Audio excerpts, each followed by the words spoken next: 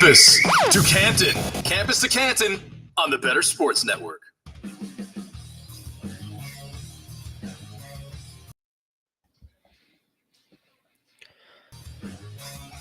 What is going on, everybody? Welcome to the Tailgate, Campus to Canton, part of the Better Sports Network. That is Nicholas Eon Allen. Below me is Alfred Fernandez. It's Colin Decker over in the corner. I am Matt Bruening. We're going to be talking all about championship weekend for college football. It was 2 great games last night. We have a ton of great games for you today. And if you want to join the BettorCast app, we are gamifying the SEC championship game today. Play our free contest during the Alabama-Georgia game starting at 4 p.m. Eastern. Watch the game, chat with fans, test your college football knowledge to win tickets to purchase authentic sports merchandise. We're going to talk some pregame questions here in a minute. We have pregame questions live. Download the free BettorCast app. Answer them now. So, Nick, we got some on Carson Beck, over under 265.5 passing yards. Dejon Edwards, over under 64.5 rushing yards. Jalen Milroe, 218 passing yards. Which team scores first? What is some of your favorite props to pick for the SEC championship game? So at first glance, I would lean to most of the Georgia unders, I think. Beck's been great. Edwards has been great. I see on here a Dominic Lovett, 62.5 receiving yards. I think under that would be where I would side with things. But, Georgia's, become once again the best team in the country in a lot of ways. Didn't look like it early on, but still they spread it around quite a bit. So I would go under maybe Edwards and Lovett, and wouldn't shock me if Beck comes in under that 265.5 either. Man, under on Beck and Lovett. Felix Sharpe is cursing somewhere in New York right now. Colin, you have any favorite picks for the SEC championship game? I don't. Not off the top of my head here. I am kind of with Nick on the unders. I think this is going to be a defensive battle. So maybe if you want to go with under in the game, as a 55.5, I don't feel strong about that one, but I think a lot of these passing props and in particular are probably going to go under. But like I said, I think it's going to be more of a defensive game today. Yeah, I agree with you. I just want to throw it all on red there and go which team will win. I'm going with Alabama. Alfred, you have a favorite pick?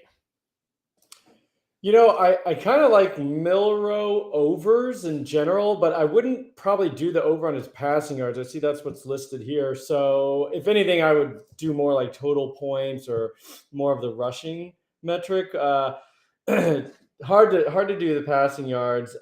Which team will win the game? I mean, I think it's a very close game. So if you can give me plus money on Bama, I've done this for years. I did it 2 years ago and I lost. It's probably my Florida bias. I just want to root against Georgia. It's in my DNA.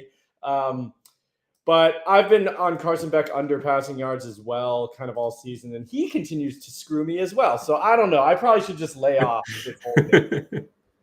I will say on the Milroe passing yards, and it could impact Roydell Williams as well. Jace McClellan's been banged up. Haven't heard a lot of real positive things out of Nick Saban this week. So will they rely on Milroe? I kind of like the Jermaine Burton over receiving yards. He's been coming on at the end of the season for sure. So I think that if we're looking for an over, that would probably be where I lean. But I do think that Milroe, especially if Alabama is shorthanded a little bit or limited, McClellan's limited, that I think they'll lean pretty heavily on Milroe and Burton as well.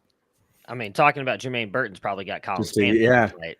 I was going to say, I was a year too early. I was a year too early on Burton. It's finally happening. I mean, I think we were all like 4 years too early on Burton. But the thing with Milroe, and I know Georgia is by far the best defense that he has played in a decent bit here, but he's gone over 219 yards on all of them, except for one game. Well, he technically didn't go over the 219.5 against LSU, but then it was, I think, was it Charlotte? Whoever the FCS teams they played like 4 or 5 weeks back before they hit the LSU Tennessee games and Kentucky.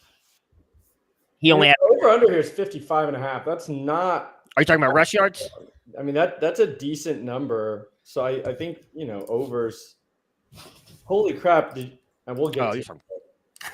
You meant over under points. Yeah, it's going to be probably. It won't be like super low scoring. Colin said he thought it might be defensive, but I mean, according to the bookmakers, that's not terribly defensive with the ball game. Yeah, I project under 53. Yeah, smash. Not a huge edge there, but lean under. Take any edge you can get. Smash the under. It's probably going to be the best game of the day. So I'm going to give you guys the schedule for what we're looking at today for the championship games. And we're going to talk a little bit about the two games that happened last night. New Mexico State versus Liberty, and then Oregon versus Washington was a really great game. I think it's probably going to end up being the best game of the weekend. You got Oklahoma State versus Texas kicking it off. Texas is favored by 15.5 points. Miami of Ohio versus Toledo. Toledo being favored by 8. Boise State 2.5 against UNLV, the number 1 team in the nation. Georgia getting 5.5 points versus Alabama. SMU versus Tulane at 3.5. Appalachian State versus Troy is getting 6.5. Number 2 Michigan 22. My goodness, I was probably going to happen because Iowa's not good. They are ranked number 16, and possibly the most interesting storyline coming into all this will be number 14 Louisville versus number 4 Florida State, who, if they win, is going to be making it into the college football playoffs, but might be playing their third-string quarterback and true freshman Brock Glenn, as Tate Rodemaker is currently listed as a game-time decision dealing with a concussion. So if we get that news throughout the show, we will definitely talk about that and how it affects that. The line went from, I believe it started out at 3, down to 1.5 now for Florida State. So the line is moving due to the news on Tate Rodemaker. But Nick, coming to you first, you are our resident just college football guru. You know probably a lot more than the 3 of us combined on this show. That includes, like, if Austin and Felix and them are watching, them included too. New Mexico State versus Liberty. Like I said, we were talking a little bit pre-show. I watched a lot of this game before Oregon Washington. It was a good game. It was a fun game. What were your takeaways from here? I mean, New Mexico State gets it done. He is a magician. 10 wins at New Mexico State. Yeah, well, I mean, Jerry Kill, just as a product of work this season at a place like New Mexico State, which is traditionally one of the maybe the hardest job in college football. I mean, certainly at the FBS level, they're on a very, very short list. And the job that Jerry Kill has done in 2 seasons, I mean, last year was miraculous to get that team into a bowl game. This year to 10 wins and a conference championship is just incredible. Came up short, and a big part of that probably was Diego Pavia, just the one of the more fun college football players in the country to watch. Went down with a sort of strange, looked like elbow injury. Threw a 75-yard touchdown, and then we didn't see him on the field again. And that's really unfortunate because, he was so fun, had 3 touchdown passes and a rushing touchdown in this game. They had tied the game up on that 75-yard touchdown. And then, we don't see him again, unfortunately. And did get an opportunity to see Blaise Berlowitz, true freshman from New Mexico State, who looks like he can sling it a little bit, has a little of that gunslinger mentality that Pavia seems to do so well. But truthfully, the story of the game was Caden Salter. I mean, nearly 500 total yards, 319 through the air, 165 on the ground, 3 total touchdowns. Just a incredible end to what was a really, really productive season for him. CJ Daniels, huge game receiving wise. That, Jamie Chadwell rushing offense. They had 4 guys, in addition to Salter, they had 3 guys go for 70 yards on the ground. Quentin Cooley, 3 touchdowns. That Liberty offense is so fun to watch, and Caden Salter is a pretty perfect guy pulling the strings there at the quarterback position. So really, really fun Conference USA title game. And, despite Jerry Kill and New Mexico State coming up short, was a pretty incredible season for them as well. Yeah, I feel like when I sent that to you, I made it sound like New Mexico State won, and I apologize about that. That was more of the season that he has had. But yeah, I mean, congrats to Liberty going undefeated. Jamie Chadwell's first year there. Now there are rumors that he might be leaving Liberty for another school with all the head coach opening. So, going to be interesting to see what ends up happening with Liberty moving forward. Colin, massive game last night though. Number 5 Oregon versus number 3 Washington. Everything on the line for both teams. I mean, winner was assured a playoff spot. I think even if Oregon with the one loss won, they were getting into the playoffs, being Pac-12 champions, and kind of getting back the loss that they had earlier in the season against Washington. And everybody had picked Oregon to win by like 10 points. So that was the spread going into the game. Washington comes in, defense looked really good early on. They end up coming away with a 3-point win, 34-31. What were your overall thoughts on the game? Man, I thought that Washington was getting discredited a lot of what they did throughout the year. Yeah, they won a lot of close games, especially down the stretch, but they just kept finding a way to win, and I think that 10.5 was almost disrespectful. I was on Washington for this one. Now I did, full disclosure, live bet Oregon when they were dogs for a little bit, for I think it was like 3.5, just to, kind of spread that out a little bit. But I think that Washington is just a really good, well-rounded team, and the emergence of Dylan Johnson down the stretch has just made that offense so difficult to cover. When you have Dylan Johnson running for over 100 yards and throwing a touchdown pass, you have McMillan back healthy, finally going for over 100 yards there, combined with Roma Dunze, Jalen Polk, Jeremy Bernard. They're using in all sorts of creative ways. This is just such a difficult offense to stop. And I saw a stat, it was posted on Twitter, that I thought was really interesting. Kalen DeBoer has been a head coach for 113 games. He's won 102 of them. That's 90% or more than 90% winning percentage. Like, this team, this offense, they've just been so good all year. Kalen DeBoer is so good, and I want to see Washington win it all. Yikes! I mean, let's calm down on that. I want to see it. I wouldn't necessarily bet on it, but I want to see it. That's a little bit much. Let's calm down. I also will say, Kalen DeBoer, great head coach. We talked about him on the Better Sports Network, I think, since we've been here, coming from Fresno to come up to Washington. We were all excited about it. I'll give Felix his roses. He thought Michael Penix going back to be with Kalen DeBoer, who was his offensive coordinator at Indiana during Penix's best season overall in college up until what he's done at Washington. He was excited about that. He got a lot of wins at Fresno. He's about to go to the Big Ten. Let's calm down. I don't know about that 90% winning percentage staying intact. He's going to get to test it, though. I imagine they're going to be going up against Michigan now. They're locked into the playoffs, and that's going to be a tough defense to go up against. But you mentioned a big point there, Colin, and Dylan Johnson, who I think has really helped transform that offense, because before it really looked like they were going to have to lean on McMillan and Odunze every game.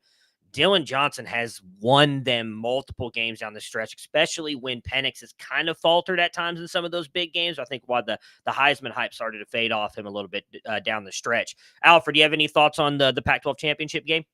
Great game. It's about what we thought it would be. And then I was really hoping we might get some overtime. Oregon had a shot with one stop, couldn't get it. Dylan Johnson sealed the deal, as you're talking about. And he transferred from Michigan State or Mississippi State, right? He was with Joquavius Marks there. And they're super balanced. Nothing really to add. I think they're a very good team. And Penix looked healthy again. He looked really good last night. And if he can, now he gets a month, right? Almost a month to really rest up, take it easy, and get ready to be back at 100%, for the playoff. I think they got a shot against anybody. All 4 teams are going to be pretty good, and there's going to be some parity in the playoff for sure. But I think they got a shot. Maybe poke a little futures action if they get some, plus 400 yards, plus 500 yards. Yeah, I hate to put it this way. Is there a much better team than TCU? But I could see them using some of the things that TCU used to beat Michigan last year to beat Michigan. If that's who they end up playing, who I think is who they're going to end up playing in this. So I think that's going to be the 2-3 matchup. What you think that'll be 2-3, and then I picked Alabama to win. Yeah. If Alabama wins, Michigan will be number one. I do think Georgia likely wins, and they'll be the number one team. So then Washington will be 3, Michigan 2. So that'll be the 2-3 matchup. Then you'll probably get Georgia. Texas walk or to the park into the if they get Texas. If Florida State wins, Florida State's going. Texas FSU would be in that. Yeah, so it'll come down to one of those two. So I think Texas might be able to give Georgia a little something. If Quinn Ewers only shows up when he plays the best teams in football, everybody else he sucks. But when he's playing the best teams in football, that dude's on fire. He looks like that, prospect that someone in this group here loves. So we'll talk about that Texas-Oklahoma State game here in a minute. The transfer portal. It is a massive, massive part of college football. It's a massive part for us. If you guys love NFL free agency, just imagine if Patrick Mahomes just decided to say, you know what, I don't want to play with Andy Reid and the Chiefs anymore, and I'm going to just put myself out there, and any NFL team can come get me. He can go wherever he wants. That is what the transfer portal equivalence is to the NFL. Some of the biggest names in college football have gone into the transfer portal, especially at the quarterback position, which we know can ultimately change an entire team. Look at what Michael Penix is doing with Washington right now.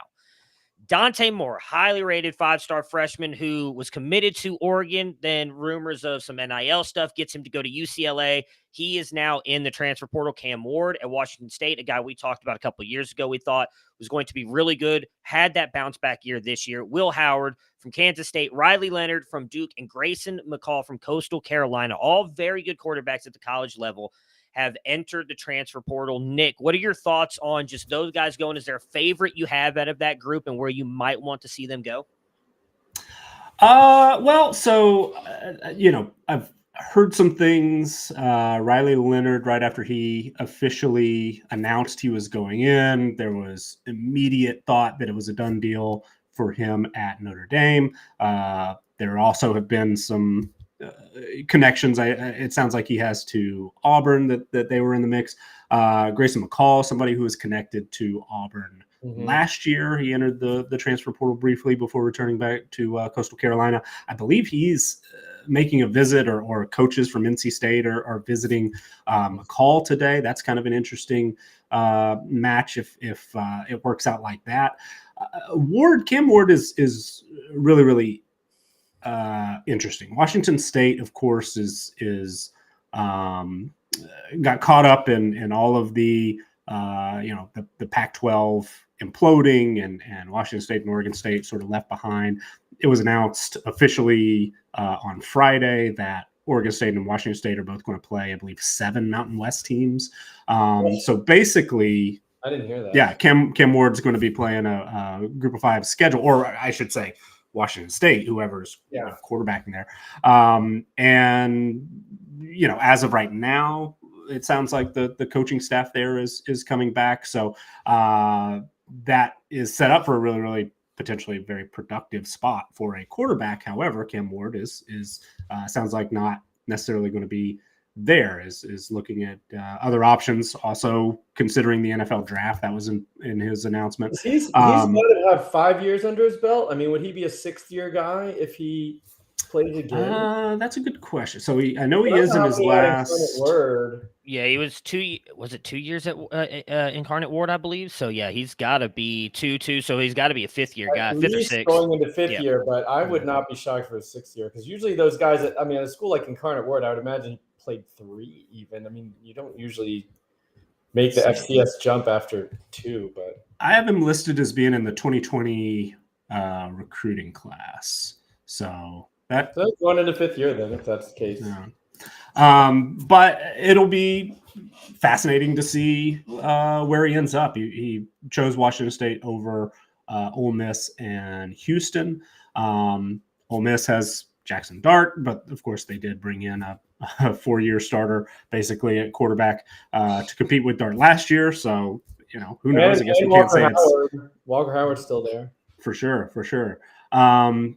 So it'll be very, very interesting. I know there have been connections to both Washington and Oregon, who, of course, as you mentioned, have had success with transfers. So I think will have a lot of options, and perhaps will be the most coveted of this group, though. Riley Leonard, I think, is definitely in that mix as well. And of course, you guys know Dante Moore a lot better than I do. You pay much more attention to recruiting. I personally haven't been that impressed with what I've seen from him so far. But the talent is undeniable. So it's absolutely just going to be a fascinating turn of events, see where these guys end up and everybody else as well, because I know we're already way outpacing recent years as far as the number of guys. Every year, I feel it's been this exponential curve. Every year, it's been like, oh, we're like double what we were last year, and it just keeps going up. I mean, if you really want to light the fire and stoke the flames here, Dante Moore right now is on trajectory to be just like another failed 5-star Quinn Ewers. So say what you want about it. I am actually really excited to see where Dante Moore goes from. Right, I believe played high school right down the street from Michigan. Mm-hmm. I don't know that he'll go there. I actually think Michigan State would be a great spot because of how much I love Jonathan Smith, but I don't know that he wants to go from UCLA to Michigan State. Maybe just wants to go back home. We shall see. We do have a question. Would you rather have McCall or Ward if you're Auburn? Both have kind of been linked there. I know I would probably want McCall. He has played with Hugh Freeze before. No, I'm sorry, but Hugh Freeze has used mobile quarterbacks like that. I'm sorry. Yeah, I'm thinking that's Jimmy what Chadwell, who's at Liberty. He uses those. Yeah, he has succeeded with those mobile quarterbacks. Cam Ward isn't what I would call mobile. He's just very good at like escaping pressure and keeping the play alive in the pocket. If you saw some of those plays from Bo Nix last night in that game, Cam Ward does a much better job of what Bo Nix did. So I would personally think McCall, but Colin, do you have any thoughts on that? Yeah, I would lean with you as well for McCall if I am Hugh Freeze and Auburn. I think overall, if I, scheme independent and I'm just a school, I would probably rather have Ward. I think he does ultimately have a higher ceiling.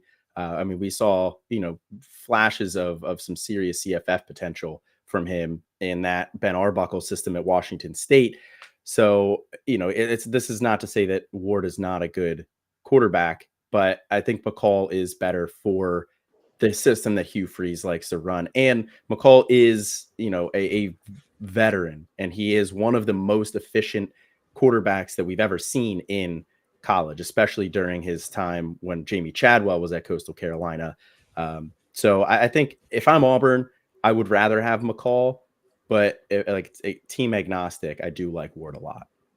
So my concern with McCall, if we're talking about guys who are, sort of where their progression has been, he took a step back this year, and he has had season-ending injuries in each of the last 2 seasons.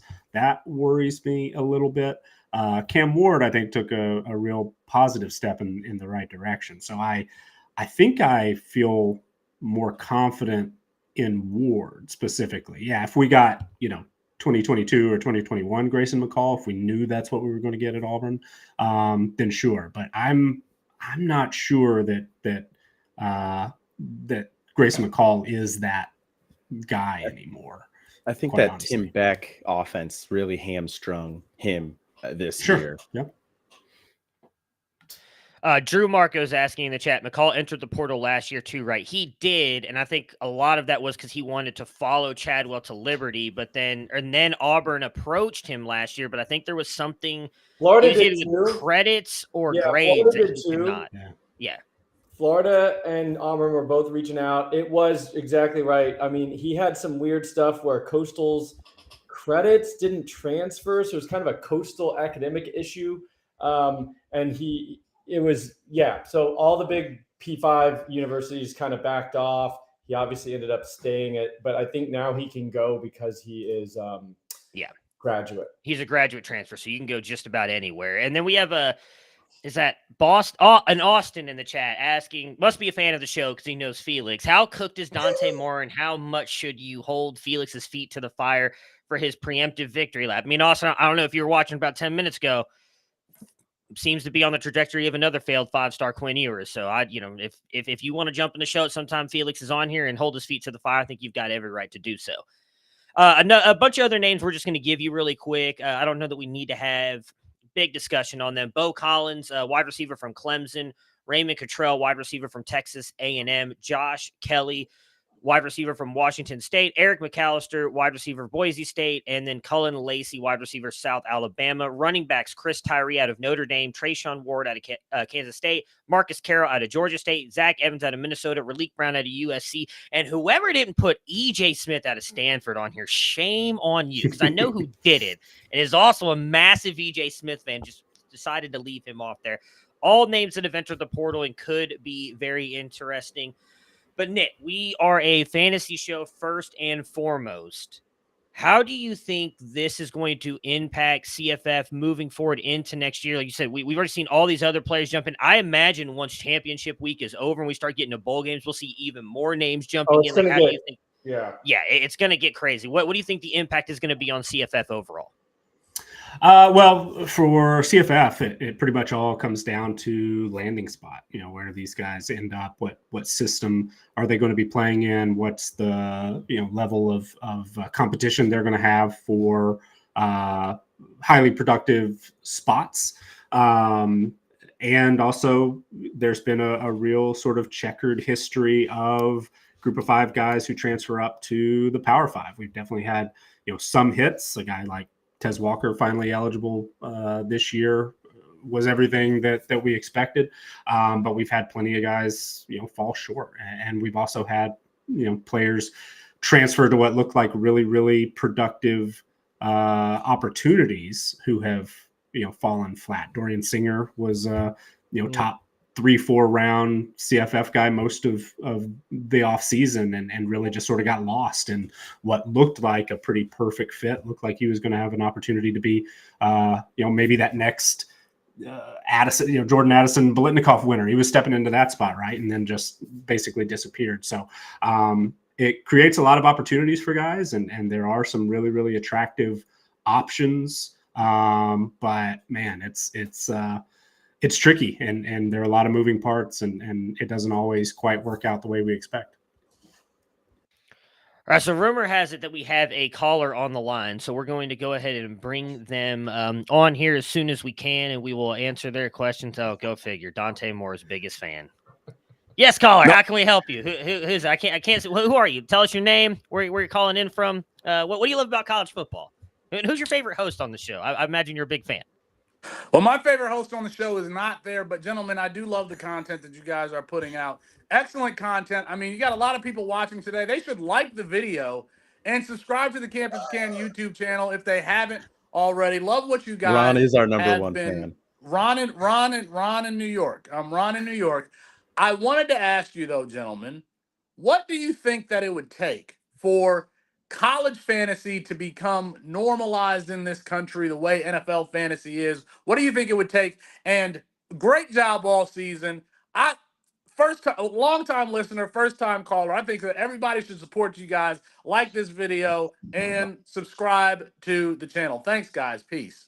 No, Ron, don't hang up yet. I have a question. Oh, man, I was going to ask him what his favorite pizza in New York. What's your favorite pizza from New York, Ron? You're from New York. I've never been. Best pizza. Is this Sbarro's? If you go to you just walk down the street and pick out some pizza. It's the best pizza that you've had. All right, Ron, hang up and listen. We'll answer your question now. Have a great day. Enjoy championship weekend. Anybody want to take that? I have my opinions on it, but if anybody wants to jump in and go ahead. Yeah, so I think that college football and college fantasy football are continuing to grow. So they are probably one of the fastest growing fantasy sports as a whole. College football with, everything, the transfer portal being basically free agency, turning it into a little bit more professionalism. They're going to a 12-team playoff. We're putting all these games on prime time. There's a lot more people watching college football in general. And I think that's only going to continue. For college fantasy football, I think it's just like an awareness thing right now. There's a lot of people out there who don't even know that you can play college fantasy football. They don't know where to play college fantasy football. So I think that's the biggest hurdle that we need to get over. But I'm really optimistic that with the relaunch of NCAA, the video game, we're going to see an increase in interest in NFL or in college football and fantasy football as well. I think Madden played a huge role in growing fantasy football because you could build these teams. You got connected to these players more so than just the specific teams. So I think we're all on that right trajectory to just keep exponentially growing. So I don't know that there's necessarily a specific hurdle right now other than just awareness. It's time.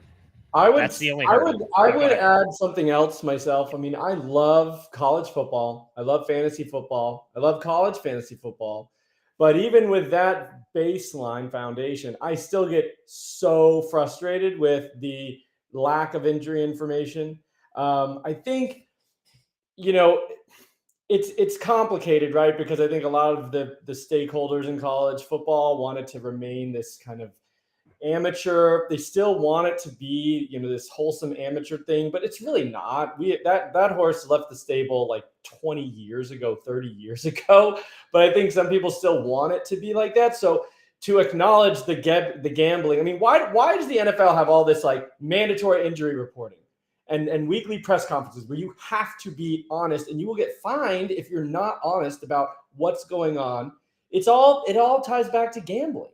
There's money involved. There's people betting on these games. They want the information. College refuses to acknowledge that that's important.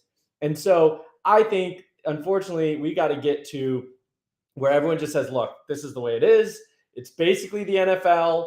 And, in terms of the gambling aspect and the interest that people have in the sport, and they just need to make it a little more regulated on that front, because even with what they do at Fantrax and things like that, with like the ability to kind of do that auto sub situation, it's still, it's uncomfortable to have like a major stakes matchup and you don't know until like kickoff if your guy is going to play. Like that's just, you can't do that. So I think that needs to change for it to really, the public consciousness to kind of embrace it a little bit more.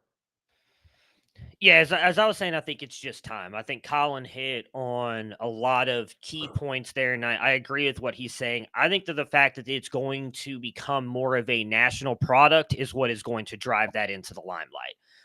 College football right now is viewed as a very regional game, and we get that. I mean, you can see my Ohio State stuff behind us. Most of us come from loving a certain school and getting ingrained in that, and you just fall more and more in love with college football. But it is considered more of a regional game. With these, whether people like it or not, the super conferences that are now coming down the road, the 12-team playoff, most years, some of the most watched games are the college football playoff games. And the crazy thing is sometimes you only get one good game out of those, including the national championship at times, but people are watching. With 12-team playoffs, that is going to put more eyes on more teams. People, as Colin said, are going to fall more in love with these players, more in love with these teams, and you're going to want to start watching the games earlier in the year. I think with the super conferences, we will get to see some better, bigger matchups throughout the year. There's going to be some downfalls for college football. We can talk about that another time with like what's going to happen to lower G5 schools and everything that get these paychecks for playing the big teams, because that may not happen. But I do think that that is going to be a massive part of it. And the NCAA game, I think, is also going to be there. And I'm glad Colin mentioned that. Because why do people love, for me, I'll just use myself as an example, actually. Why do I love playing fantasy football? Well, it was getting to do that stuff on Madden, like creating my own team, the ultimate team. You're falling in love with players you didn't know at the time. Like, oh, so now kids, now there's a Tyreek Hill. I don't watch the Miami Dolphins. If I live in Texas, I'm watching the Dallas Cowboys every week. Tyreek Hill's amazing. I want him. You are going to get to learn these players from schools all over the country that you may not know about from the NCAA game, which is going to make you care about them. You're going to start to care more about the players. It's going to drive you to wanting to play fantasy football or just watching college football in general, which is all that matters. And then, as Alfred said, I do think the betting part is going to be a big thing.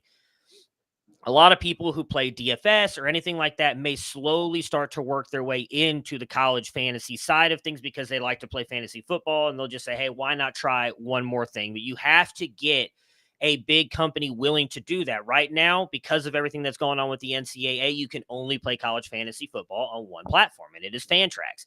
If that expands to an ESPN, a Yahoo, if MFL adds it, Sleeper adds it, Sleeper has college football betting on their app right now, that will also just drive awareness, like what Colin was talking about, which is then just people will get curious and say, oh, hey, fantasy, why not? Why not try it? Because that's typically how people get involved in fantasy football. So let me just dip my toe in and see, and then you end up falling in love with it. That's why IDP has risen the past couple of years. Devy has passed IDP, in my opinion.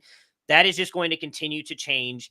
I think that it's only time, and I honestly think next year we will see a massive boom in it because of not just the NCAA game, but these new super conferences and the 12-team playoff, you're going to see a massive rise in college football. Any thoughts, Nick? I mean, you guys hit on pretty much everything that I would add.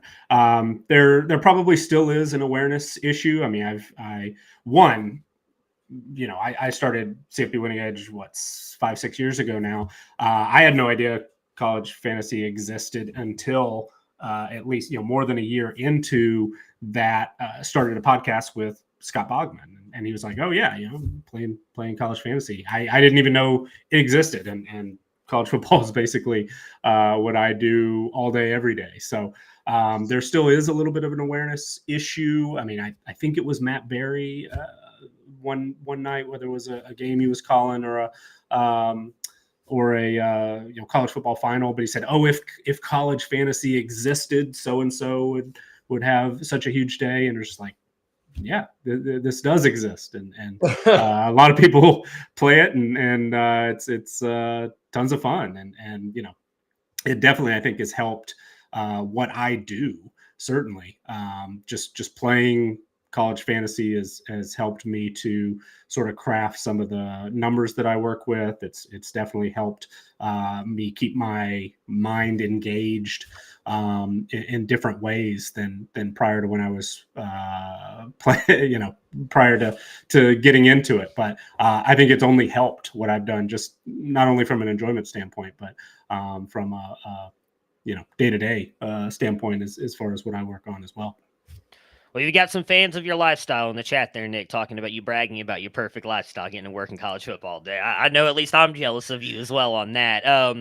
And Austin throws something in there, too, that is very intriguing. I do think would help blow it up as well, that Underdog and other best ball formats have exploded lately for NFL fantasy, allowing their things to just be best ball. So you just go in, you draft your team, and that's done for the year.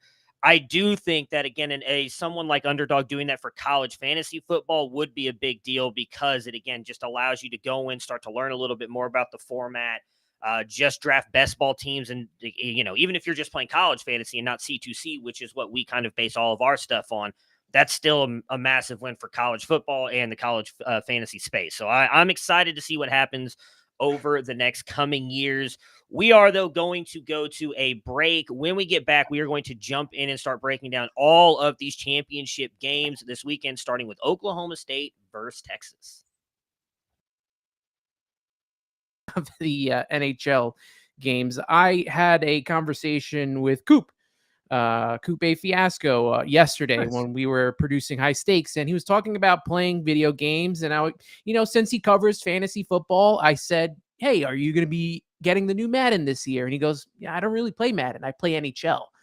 And that tells you, and it really does, that I do feel that the NHL game is better than Madden. I feel like Madden is overrated. The NHL game is so realistic. I don't know if you guys saw the trailer and all the new additions that they added to this game, but it really looks good.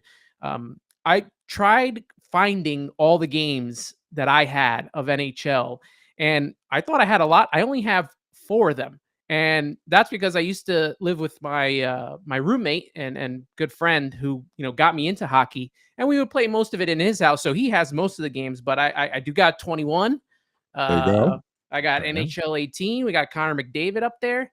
NHL 12, I think, was the start of the new consoles for me, but the big one, the holy grail of NHL games, NHL 94 for the Sega Genesis, right there. Look at that. Look at that beautiful cover. Look at it. Looks like a VHS tape. That's how good this game was. Now let me stop you right there. So people, VHS tape, if you don't know, it's this like rectangular black plastic with the magnetic tape on the inside. Tape's this big. You put it in something called a VCR. For a little while, there was something called Beta that didn't last too long. Look at this cartridge. I mean, they're not cartridges anymore. They're either discs or those little memory cards. But man, that thing is thick, right? And you don't even need a cartridge or a disc anymore. You can buy the digital version. And then you got Ron Barr on the book. I mean, he used to be always in the intro telling you about the team and what was going to be happening in the game. So NHL 94 is by far my favorite game, sports game. I love that game.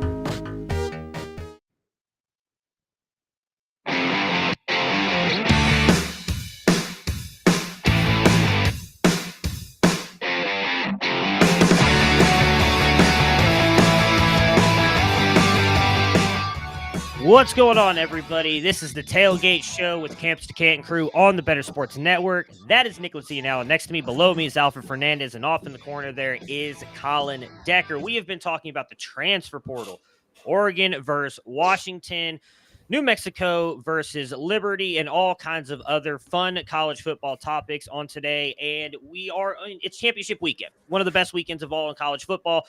And the Better Sports Cast app is gamifying the SEC championship game of Alabama versus Georgia, which kicks off at 4 p.m. Eastern. Watch the game, chat with fans, test your college football knowledge to win tickets to purchase authentic sports merchandise. The pregame questions are now live in the app, so download the free BettorCast app and answer them now. It is available on Apple and the Google Play stores. No purchase is necessary. It is always free to play. I do have one more question I want to throw to you guys real quick before we get into Oklahoma State, Texas. I missed this in the chat. I saw it here during the break.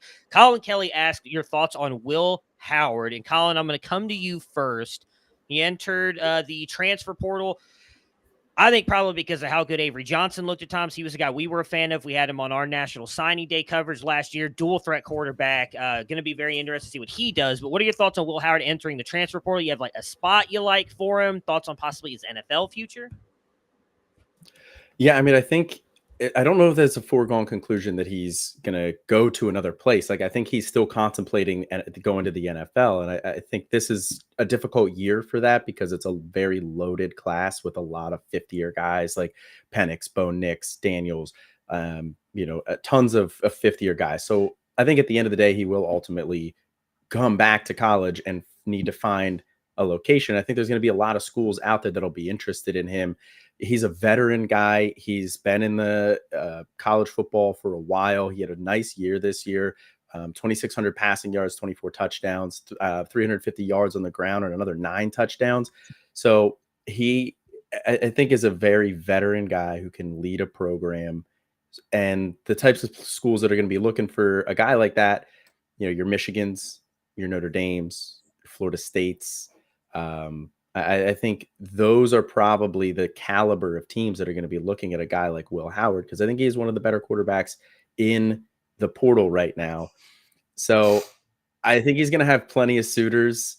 But I would probably, if I had to pick one specific spot that I think he'll end up, it's probably going to be either Notre Dame or Michigan. Riley Leonard, if he doesn't go to Notre Dame, if he goes somewhere else, then I think Will Howard would be a natural fit there. But I think Will Howard would be a good fit at one of those schools. And that hurts me as a Penn State fan because I do like Will Howard, and I do not want to see Michigan get a better quarterback. Yeah, a guy like Will Howard, and with Iowa might be making some changes here on offense, and I feel like they're not going to get some flashy guy, but I feel like a Will Howard at an Iowa. If that offense, that's disrespectful. No, it's not. It's not that he's not good. It's he is good. And if Iowa could get an offense that's even, not the worst in history, like that team could make the playoff. I don't understand why they can't just say, let's overhaul this offense, do the same stuff on defense. That team could be a contender. And I just think of Will Howard. Michigan is like souped up Iowa, right? Michigan isn't blowing the doors off people. They're not like unbelievable. They're pretty conservative on offense, but their offense is like not atrocious. I just feel like, why can't Iowa become more like Michigan with like a competent offense and a quarterback? I just think that would be very interesting. Do I think it's going to happen? No, but I think when I think Will Howard, I think of like that type of thing, but Michigan would make a lot of sense too. Yeah, the very intriguing spring quarterback battle of Cade McNamara versus Will Howard at Iowa would light the college world on fire. And if you looks good, if you don't, Jared Lorenzen a little bit. He's like a pudgy dude out there. If you don't know what Will Howard looks like, just look right down in the bottom corner at one C2C Decker, Colin Decker, practically twins. No, I think he's a very good quarterback. I kind of agree with what both Colin and Alfred are saying. Now, I will be intrigued to see where he goes. I personally think he probably needs to have one more year in college. He did have a good year, but it was injured a little bit. And I think that kind of affected his performance down the stretch. But I think he's got I would say, at least NFL level arm talent. Like, I don't think he's got the strongest arm in the world, but he can put the ball in place. I think he's got fairly good accuracy, knows when to float it, knows when to fire it in there. I think he locks onto his first target a little bit too much. Not the most mobile guy either, so I don't know that we look at him as some fancy superstar at the next level, but he does go to I think he's like a good yeah. If he's able to go to a Notre Dame and maybe have a really good season, although they just lost their, I think, leading receiver Enrico Flores, true freshman. Yeah. So we'll see what that offense is going to look like. Tobias Merriweather. Yeah, I mean, and Tobias Merriweather. Yeah, if he goes to a Michigan. And Chris Tyree. And anybody else. Anybody else. There's some more, yeah. I'm sure half that team's going to be gone, unfortunately. I do think if he goes to a Michigan or Notre Dame, that will help get even more eyes on him as well, which could help because let's be honest, we've talked a lot about it. I've heard you guys talk about it throughout the year. We've talked a lot about it over at Campus to Canton. Next year's quarterback class looks scary right now and what possibly is going to the NFL based on the seasons players had. So next year might be his best bet to really capitalize on his value if he can go out there and have a good season. Oklahoma State versus Texas. Texas getting 15.5 points, over under 54.5. Nick, what are your thoughts on the Big 12 championship game? Last one for Texas ever. So, would Oklahoma State be a good fit for Will Howard, maybe? Really quick, Nick, this is a very important question. We have not Brandon Sanders. We have not seen Will Howard and Colin in the same spot at the same time, so I don't know. We're going to have to do some investigative He's from reporting. Pennsylvania. That's right. Colin, you're not helping yourself, Eddie, all right? Just keep quiet. Keep it quiet. As for the game itself, I always lean on my numbers, and my numbers have loved Texas pretty much all season. This is just one of the very best teams in the country, and unfortunately, they don't control their destiny as far as the playoff goes. But they are legitimately, I think, good enough that if they were to get a little help and play them, play their way in, they're capable of winning it all. But Oklahoma State, conversely, is a team that my numbers really don't like very much. This Oklahoma State team is, I'm pulling up our team profiles, 48th in my power rankings, 9th in the Big 12. Overall team performance, which I throw a lot of advanced stats into the mix and sort of see it spits out a grade. They rank as the 60th best team in college football as far as their on-field performance, 56th on offense, 69th on defense. But they have obviously found a way to win enough games to put themselves in position here. And Mike Gundy has a track record at Oklahoma State of overachieving compared to a lot of those numbers. And so, my projection is very close to what the odds makers have. I've got right around 14.5, but it comes in just a little bit under. And I think that's the side that I'm comfortable on, is that kind of, thinking along the lines of what we saw last night. And this was my thinking coming into the Pac-12 championship game, was that, 9.5, 10, whatever it ended up being, was probably just too many points. I think that is sort of where I tend to lean today for Oklahoma State. I mean, they are not nearly as talented as Texas. Texas has actually played, far better statistically speaking than they have in years past. They are no longer underachieving their talent profile. They are definitely playing up to it.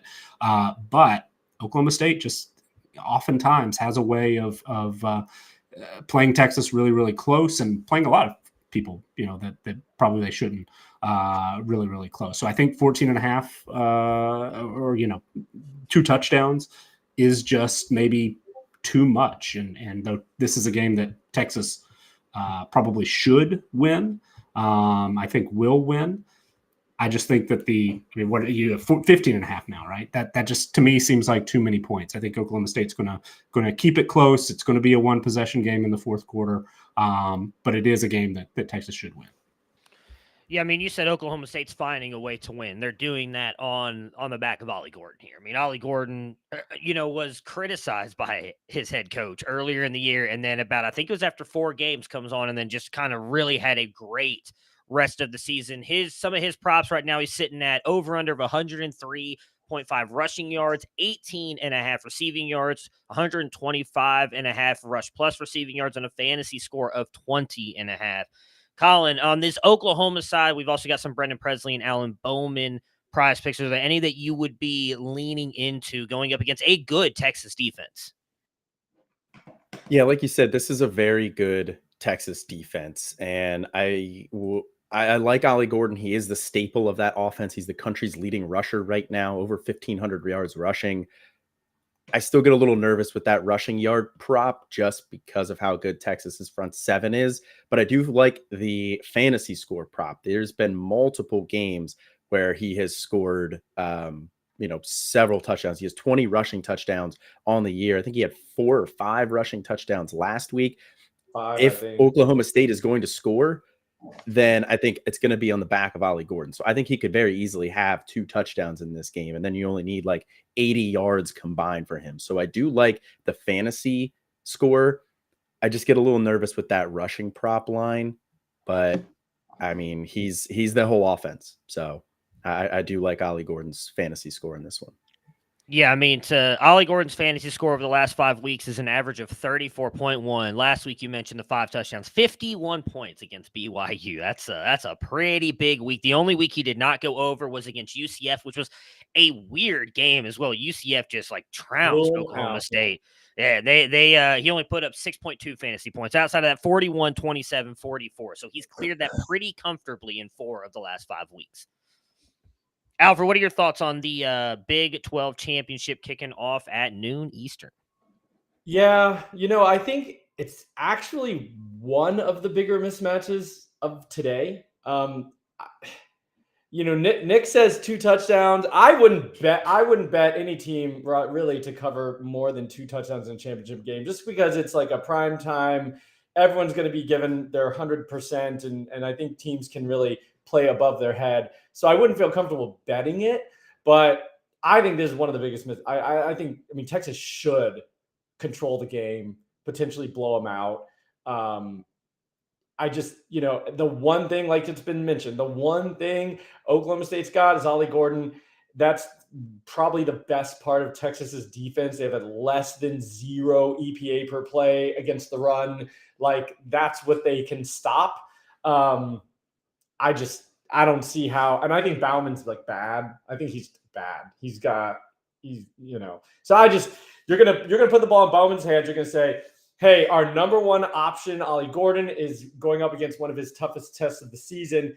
Go win it for us, Bowman. Like, he's got 11 touchdowns, 10 interceptions on the year.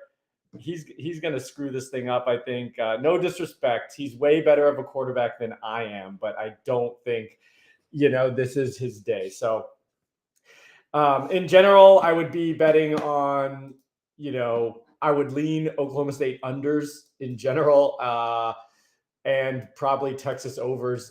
I just think if you're going to bet, I'm probably not going to touch this game just because I don't necessarily feel like I have a great handle on these teams, but I would not be backing much on the Oklahoma State side. I mean, we talked a lot about Oklahoma State. Anybody have any thoughts on Texas? I mean, Quinn Ewers, I feel like that passing yard prop is kind of high at 268.5. He has only gone over that 3 of the last 5 weeks, and the 2 weeks that he didn't was not close. And in actually one of those 3 weeks, he barely crossed that threshold.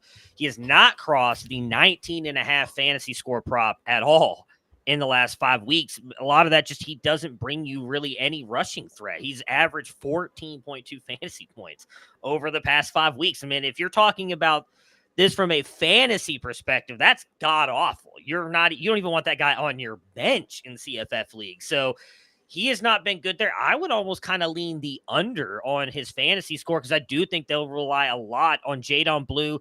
Shane's in the chat asking about Baxter's health. I have not heard anything. If either one of you guys have, and Nick and Colin, please jump in. I haven't heard I know he's playing, but I haven't heard if he's fully healthy or not. So there was a Chip Brown who covers Texas really, really well, tweeted out a video of Baxter on the field in pregame, getting some attention from what looked like a trainer. But that doesn't really tell us anything for sure, but it looks like definitely he's playing. I would probably lean under for Baxter on the 92.5 rushing I yards. think it'll be more 50-50 between him and Yeah. Blue. Blue's shown out lately. Like, why give Baxter an overload of touches? Right. Yeah. You don't have to just feed him, lean on him. Right. I think Texas is and Blue, like you said, is I think I'm gonna do that right now. He's As a been matter good. of fact, So yeah, looking at the rushing numbers, that's probably just too big a gap. I like Blue over 30.5, and I like Baxter under 92.5. Yeah, and, to Ewers' point, sorry to interrupt, but go. what you're saying about Ewers, like, I don't think they need it. And I don't think they're going to need it today. Like, against Bama, Ewers, I think, had a really nice game. Obviously, that is a game where you've got to be balanced. You've got to, threaten with the pass, and Ewers can do that, and they've got great receiving options. But today, I mean, why are you going to need to do that? I just think they should just control this game. And so I would agree. If that's his average, I would not bet on Ewers to have an above average game. Yeah, I agree. And so, I mean, I actually think Jadon Blue is going to have a big game. If I'm betting, Nick just said I'm taking the Jadon Blue. I'm taking that pretty easy, the 30.5 over. I think they lean heavier on him. I mean, we talked about it earlier. Texas has a chance to make the playoffs if they win this game. They're going to need C.J. Baxter healthy because then they're going up against Georgia or Michigan in the first game. There's no reason to throw him out there, and have him get a ton of carries. Jadon Blue has looked pretty damn good the past couple of weeks. So I would be leaning heavily on Jadon Blue. I think he goes over on that. And I mean, Oklahoma State's rush defense is not good. It's 69th in the country. Nice. They're good. Waiting for one of you to say it. And they're ranked 69th overall. Nice. Thank you. So wow. I am all in on Jadon Blue. Some of the other big ones, I mean, Xavier Worthy, who, has a realistic shot, I think, in this Big 12 championship game. And if Texas makes the playoffs, to really kind of help his draft stock. I think it's kind of talked about him maybe being a round one guy, probably round two because of the hands. He's sitting at 74.5 receiving yards, a fantasy score of 15.5. You got Jatavian Sanders at 39.5 receiving yards. Colin, any of these really stick out to you before we pick the game?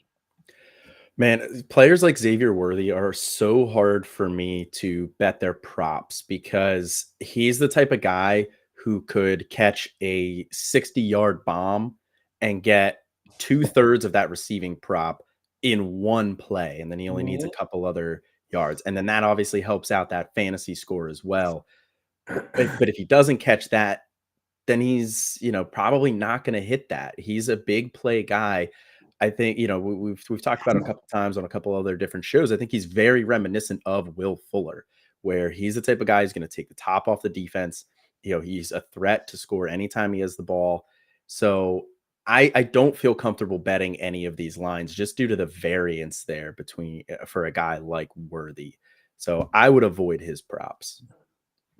So it seems like we're all in on the Jadon Blue one and kind of avoiding everything else. As much as it hurts me to say it, I think I would bet the under on Quinn Ewers. I could see him, like Alfred said earlier. I mean, they don't need him. Maybe he gets 1, maybe 2 touchdowns thrown today, and then they just lean heavily on that run. I think that defense is so good against the rush where I don't think Oklahoma State has any kind of real passing game. I think they're going to shut this down. Maybe. I mean, and honestly, Oklahoma State starts pressing. You've got Bowman back there who, like I said, what I think about him, pick 6, you got that game starts unraveling potentially. I think that's a real possibility. And then, even more so, just like lean on the run game, maybe reserves in the fourth quarter. Like, I think it really could. I think it could go real south. Now, Gundy can usually keep it under control. And I agree with what Nick said. Gundy typically has his team ready to play. So maybe they'll surprise. But to me, this has a recipe just because I don't think they can rely on Ollie Gordon to unravel. Pretty bad. All right, so let's pick the game. Throwing it to you first, Nick. What are your thoughts? Who are you taking? Well, so have Texas as a pretty clear favorite, a double-digit favorite, but not 15.5. So I will be on Oklahoma State to cover. The projection on the total, we're going to be under as well. We're right at 54. So slightly under that 54.5. Colin? Yeah, I'm going to side with Nick here. I do think Texas ultimately wins this game, and I don't think there's ever going to be a time in the game where you are going to think that Oklahoma State can win it. But I think it's going to stay within two touchdowns or right around there. And that 15.5, that's a pretty key number there for me, because Oklahoma State can lose by 14 and you still get it. This is probably one of Mike Gundy's best coaching jobs overall with this team that he has. But so I think Gundy is going to do enough to keep this close. So give me Texas to win overall, but Oklahoma State to cover. Alfred? After everything I've said, how can I back Oklahoma State? So I'm going to double down. And full disclosure, I am not putting actual money on this, but if I had to, I would say Texas kind of blows them out. I did, however, put something on Baxter under. So there you go.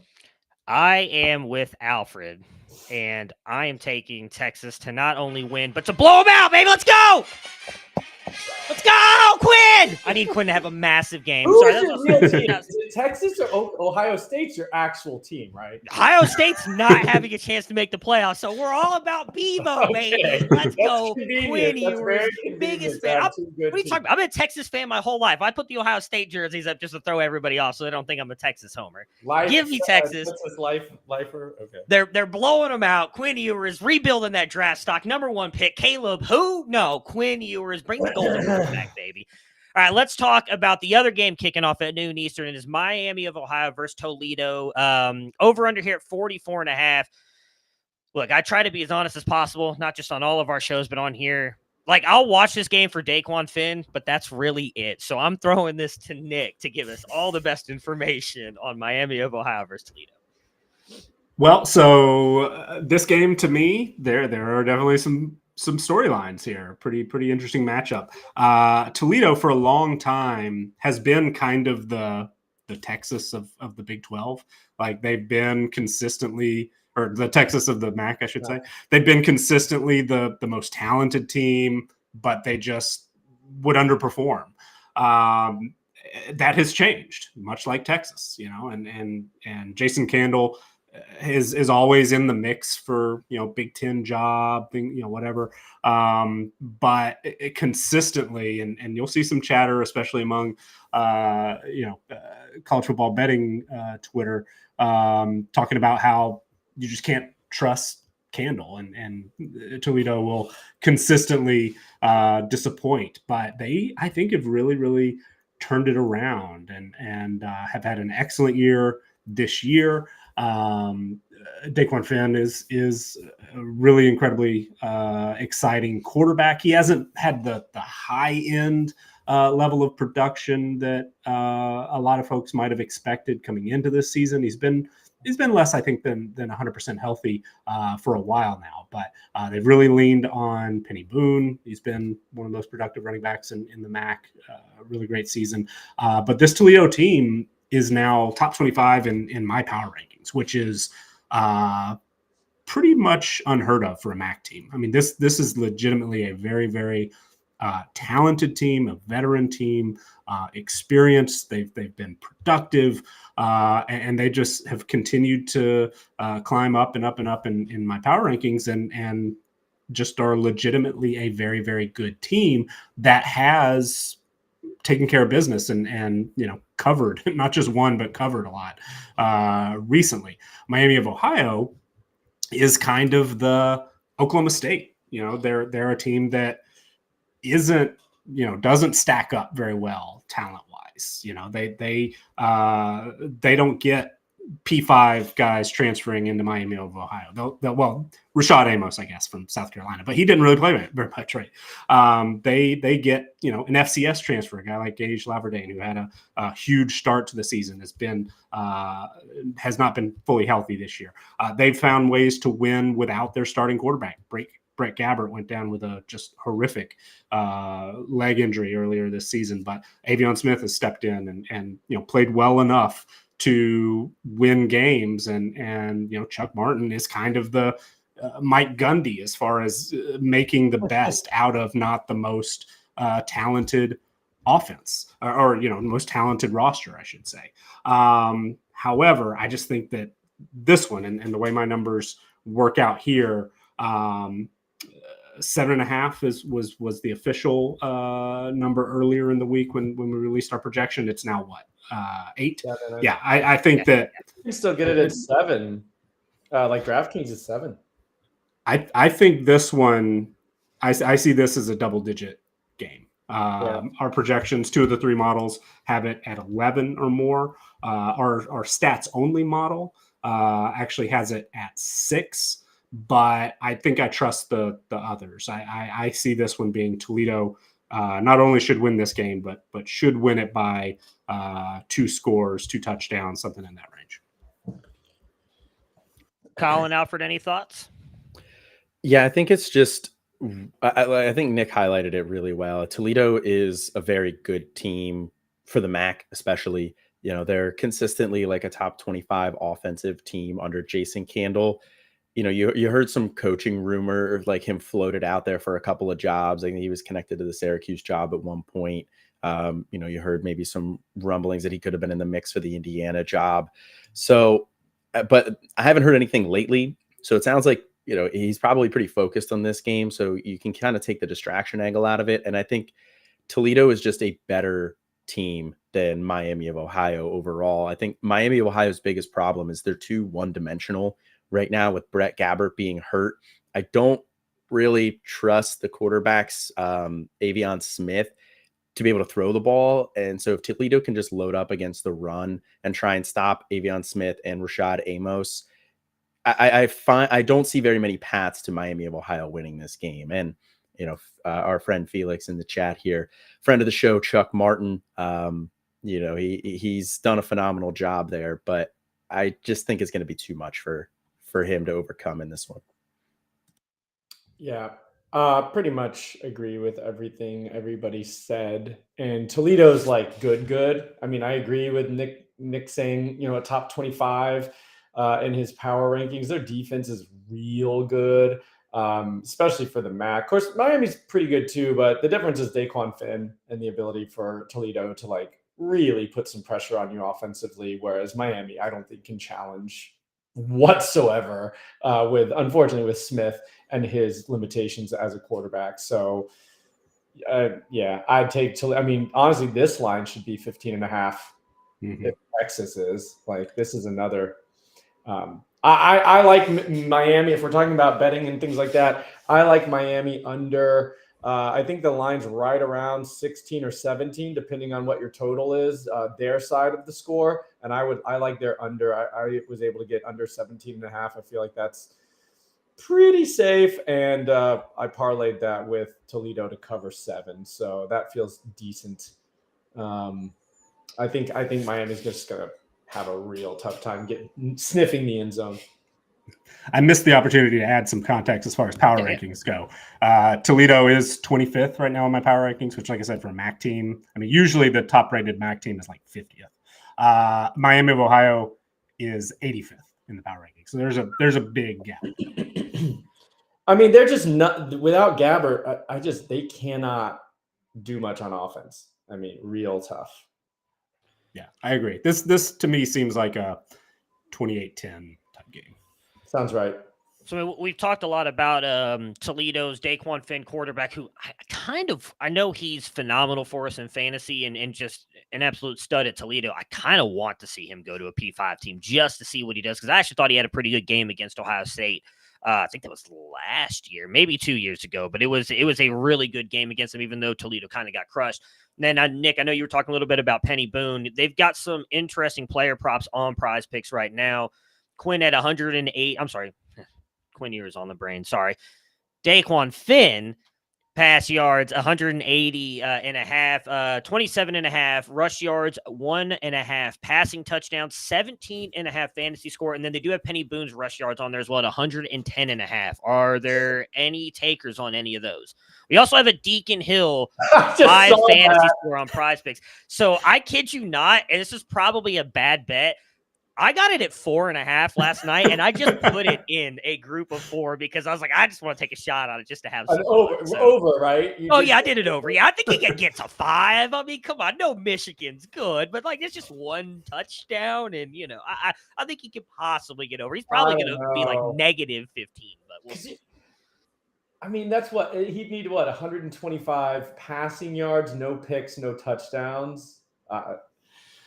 Oh man. Well, I mean, touchdown obviously gets you there, but and negative rush yards. If he has a negative rush yard prop, that's I might very look at much that one in too. play as well. So that's a tough one. That's unbelievable that it's not even a lock to go over.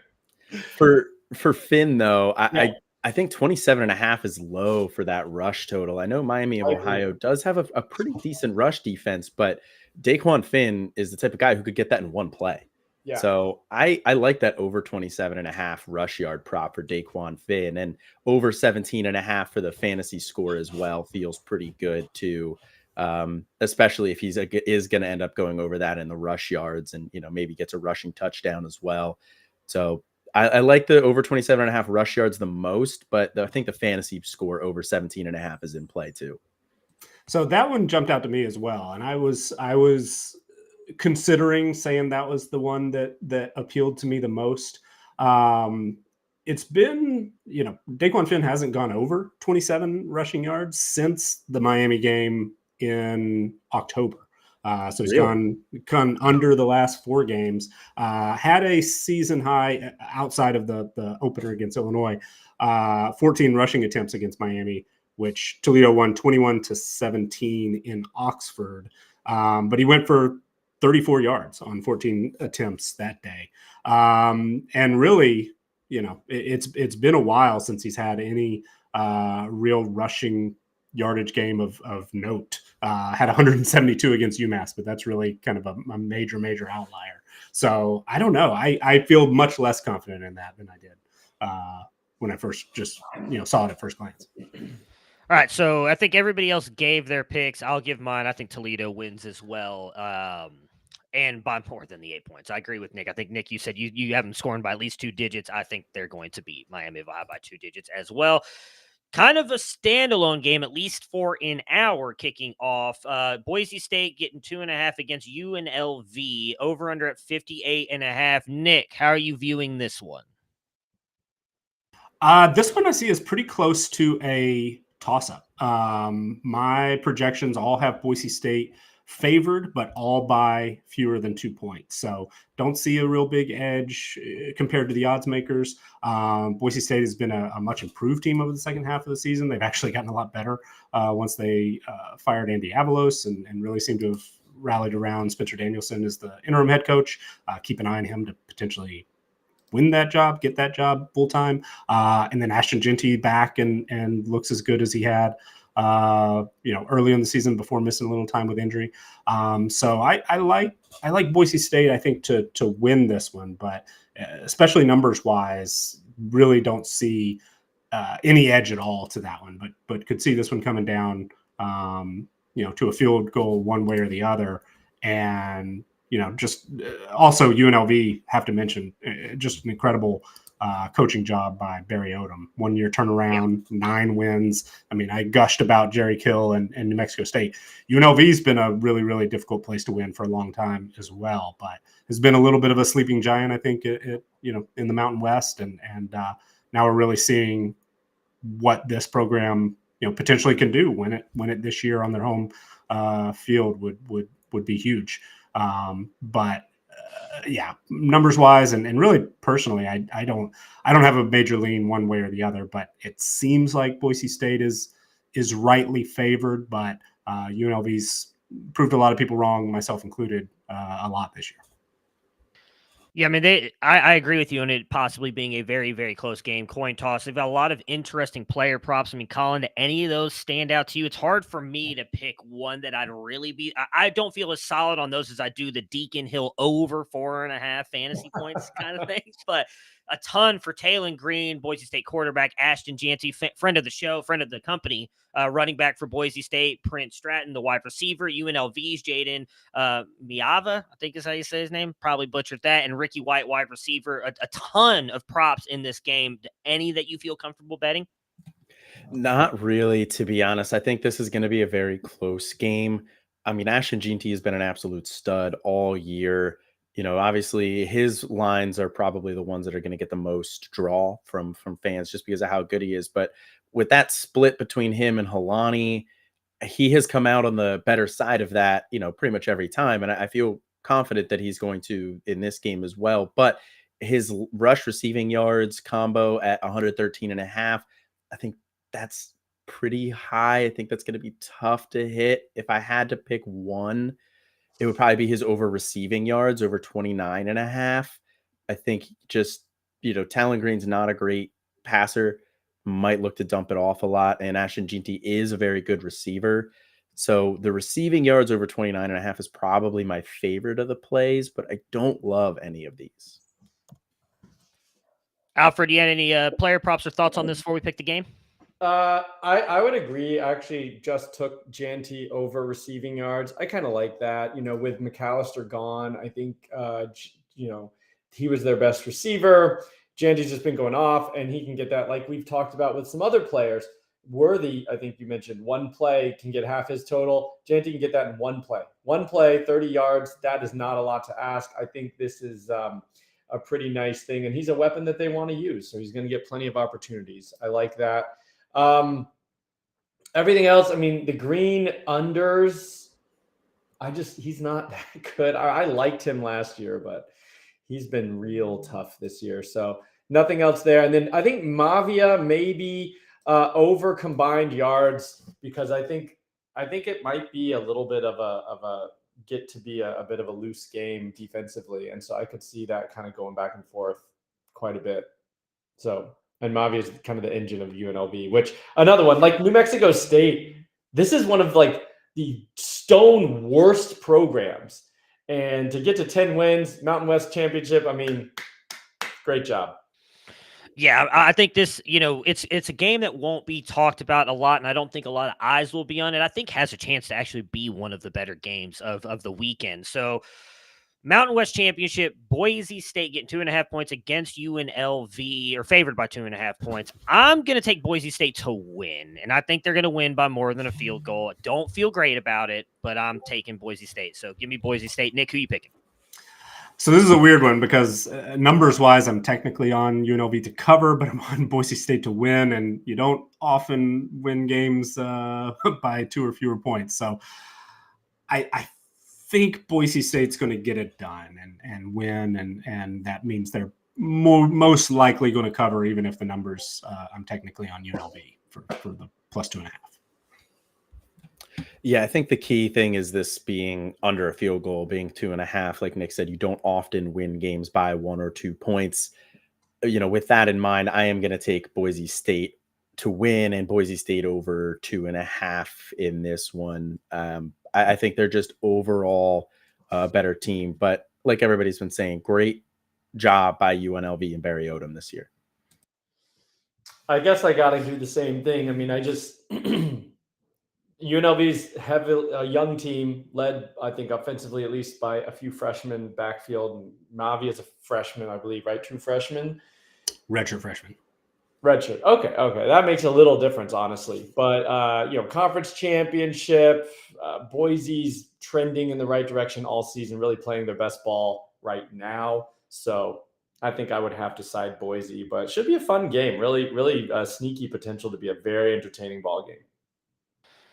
All right, we're going to jump to the Sun Belt Championship game, and I'm starting here because, unfortunately, I think this game is going to be overshadowed probably by the other two. I think SMU-Tulane and obviously Georgia-Alabama are going to have more eyes on them, but Appalachian State-Troy has a chance to be a very good game. Troy is favored now by 5, over under a 52.5. Really, really good defense, and again, throwing it to the college football guru, Nick, what are your thoughts on Appalachian State versus Troy? Well, so obviously this week we've had a little bit of a different setup than we have for most of our shows this season. One thing that I've leaned on heavily when we've talked about picking games are when our 3 projection models all line up on a favorite to cover. Over the last 2 months of the season, we are 52 and I don't know. We're doing well. Details aren't important. Trust me. Can't read my writing here. Okay, here. Since week 6, 44 and 28 in that situation. So I'll take that. Troy lines up in that scenario for us this week. It's the only one of conference championship games, but all of our projection models have Troy winning this by 9 or more. 2 of them have them winning by double digits, 12.5 in one, 16.5 in the other. So do see a big edge here on Troy to get it done on their home field.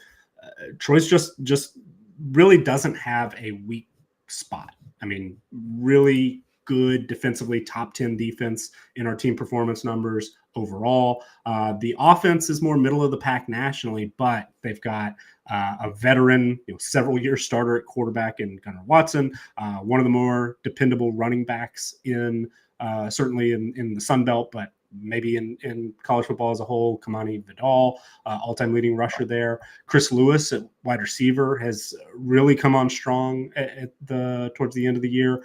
Transfer out of, I think, Kentucky, maybe. And they've got some other playmakers as well. Jabari Barber being chief among those. But the defense and the front seven as a whole is just one of the best at the group of five level. Certainly, guys like T.J. Jackson, Richard Jubinor, Javon Solomon. I just think that this Troy team is set up to win this game by double digits, 2 touchdowns. I feel pretty good about it.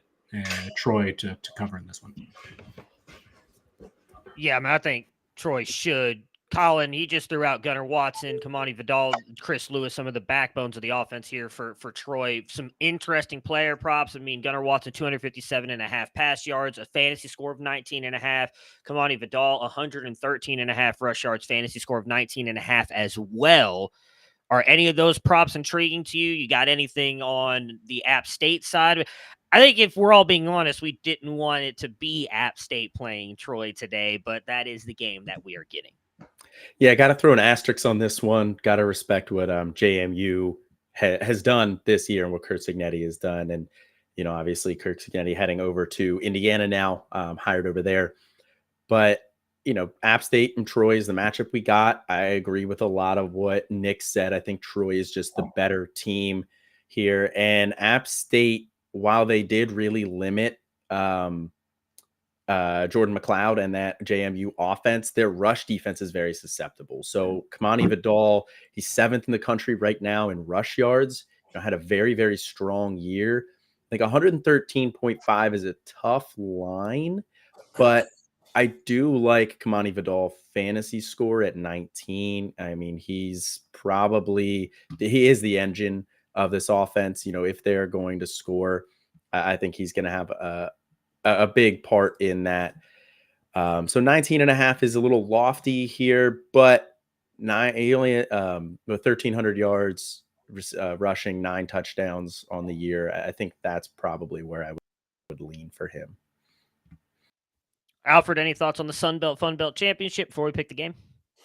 Yeah, I think I might take Aguilar under Joey Aguilar, quarterback for App State, for those. Yeah, because of how good Troy's defense is, as Nick laid out, I think maybe the under, although it'd be hard to go under his fantasy score. I might go under yards because like the last 5 games, he's thrown at least 3 touchdown passes in each one.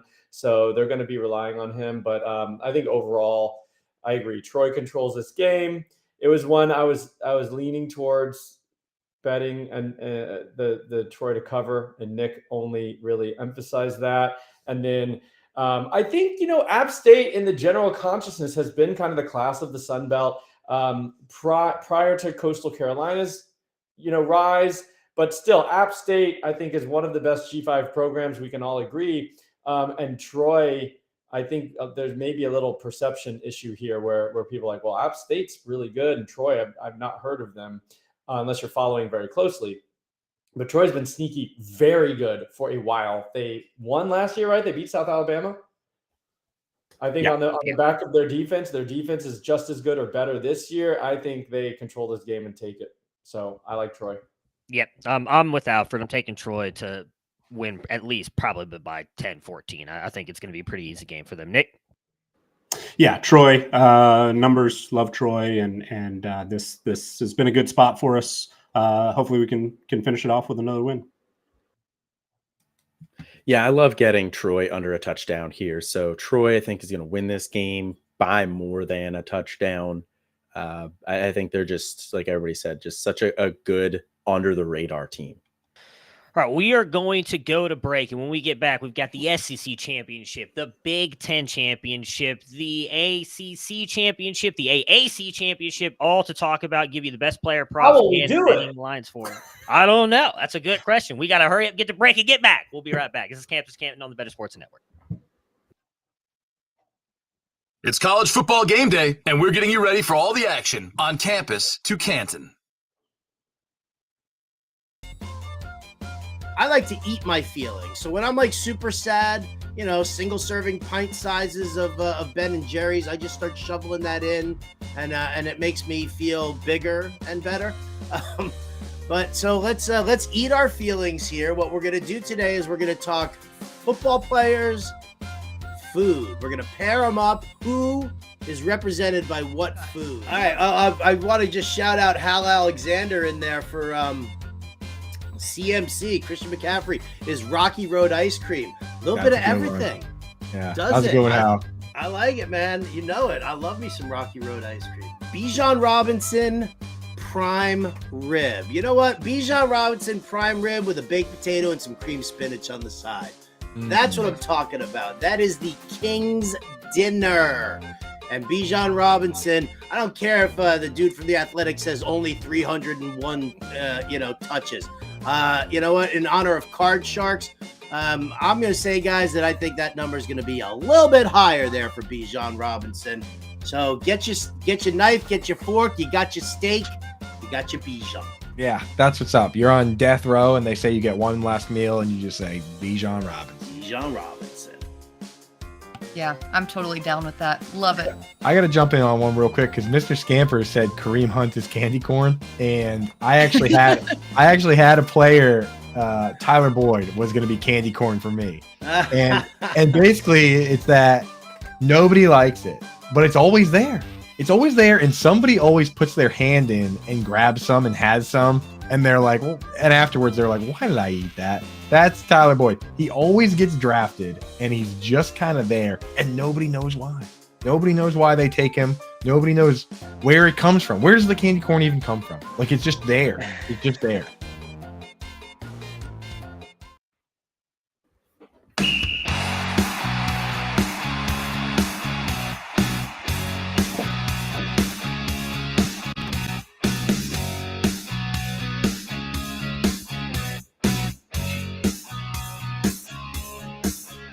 What's going on, everybody?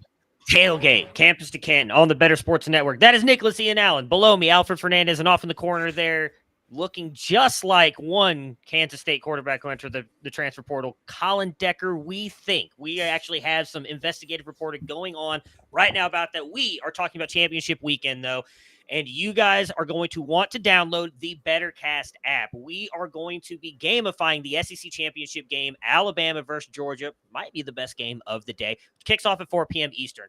Watch the game, chat with fans, and test your college football knowledge to win tickets to purchase authentic sports merchandise.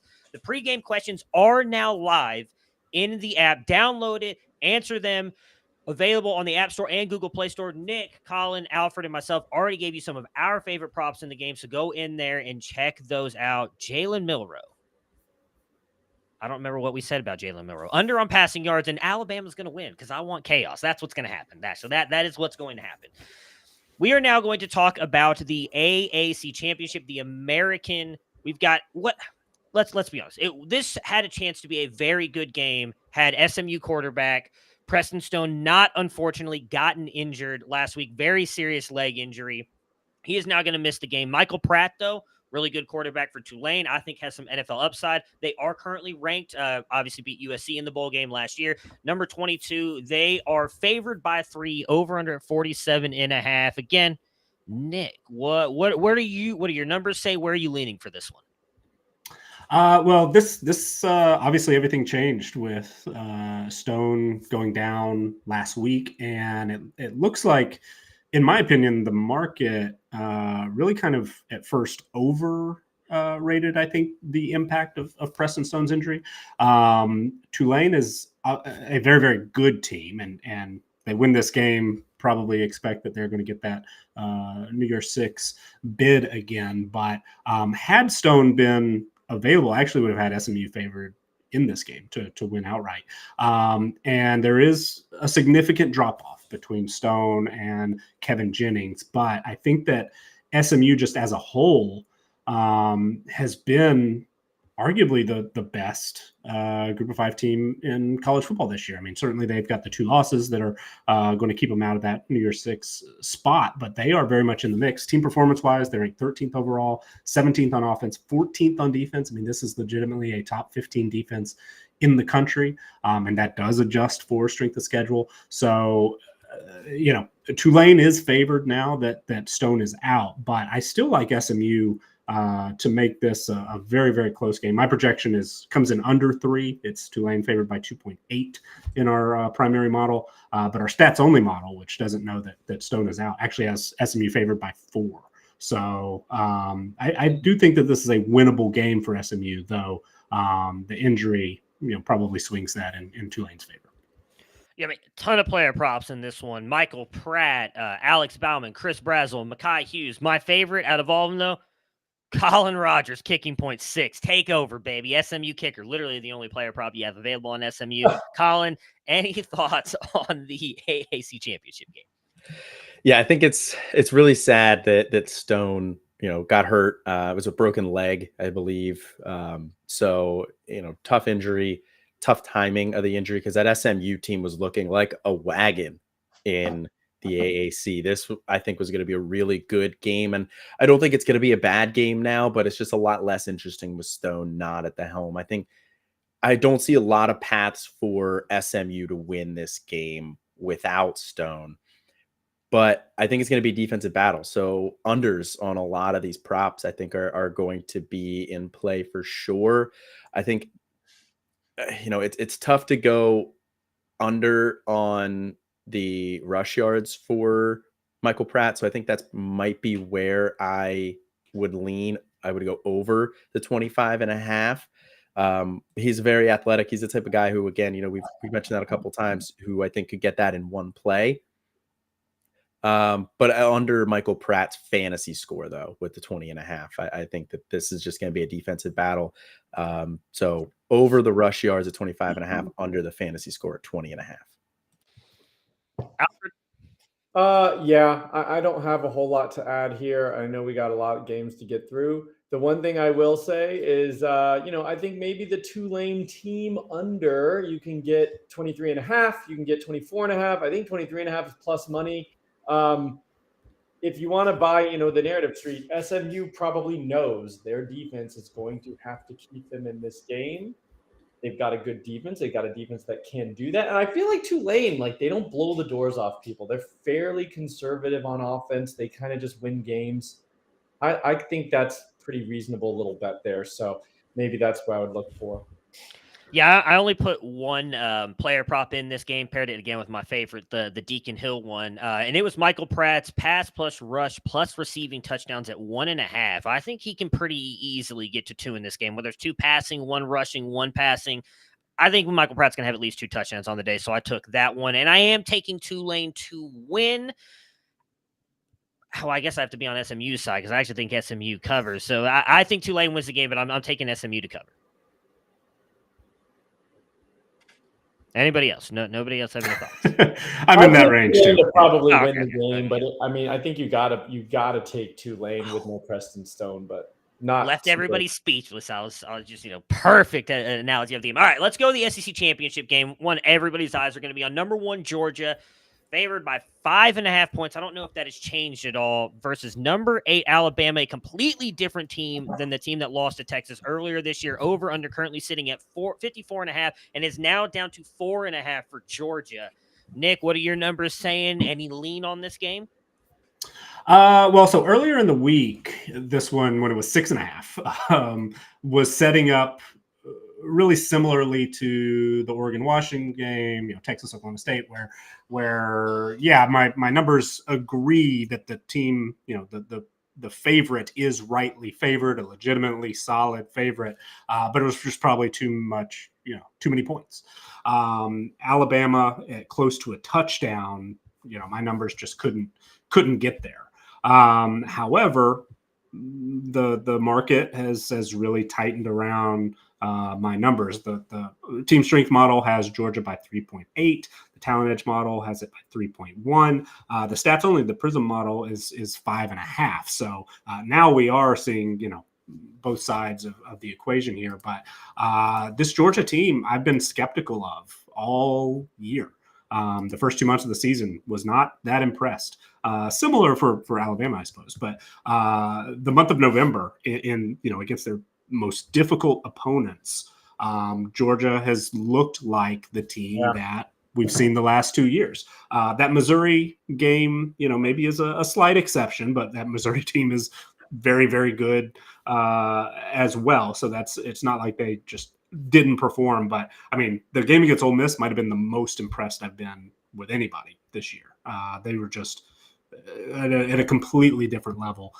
Georgia has been dealing with injuries, especially on the offensive side of the ball. They've had multiple offensive linemen miss chunks of the season this year. Brock Bowers, the All-American tight end, of course, has been missed last week against Georgia Tech. Is he going to be back? If he is he going to be 100%? I'm guessing he's going to play, but we'll see if he's able to be his normal self. Lad McConkey has missed some time. But I think that this Georgia team, assuming those guys are able to give it a shot and are going to be close to 100%, I still like Georgia, I think, to win. Alabama, very dangerous, very talented, as always. But this Alabama team still is not, as much as Georgia has been trending toward the Georgia of the last 2 years, I feel like Alabama still isn't quite the Alabama that we've gotten used to seeing over the last, decade plus.